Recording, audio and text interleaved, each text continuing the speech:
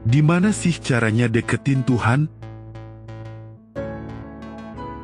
Kalau kita dengerin orang tua suka ngomel-ngomel, pasti ada maksudnya kan? Mungkin nanti kalau kita jadi orang tua, kita baru ngerti betapa pedulinya mereka sama kita.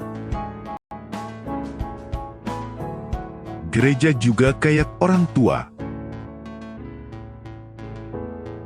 Gereja bikin kita ingat kalau dunia ini gak abadi, dan Tuhan itu ada. Kehadiran Tuhan bukan sekedar imajinasi aja. Kalau kita dekat sama Tuhan, kita bisa lebih ngerti Dia dan ngikutin rencananya.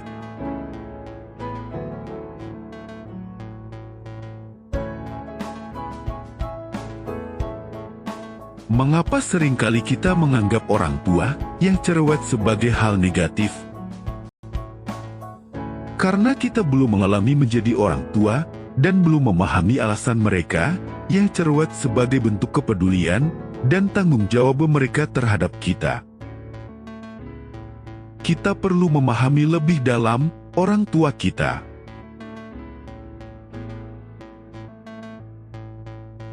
Apa yang membuat gereja harus terus mengganggu ketenangan hidup kita?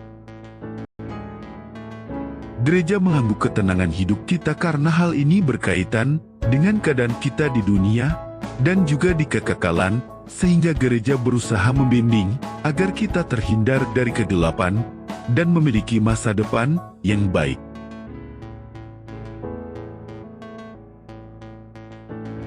Apa dampak jika kita tidak mengangkat hati ke Tuhan?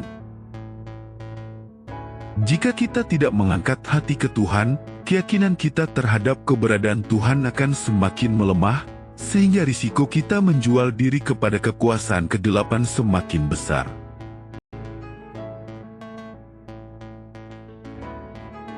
Apa yang membuat kehidupan keagamakan menjadi hanya fantasi? Kehidupan keagamakan bisa menjadi hanya fantasi ketika tidak ada perjumpaan yang nyata dengan Tuhan. Walau gereja tetap eksis namun hanya sebagai wacana tanpa memiliki pengalaman nyata tentang Tuhan.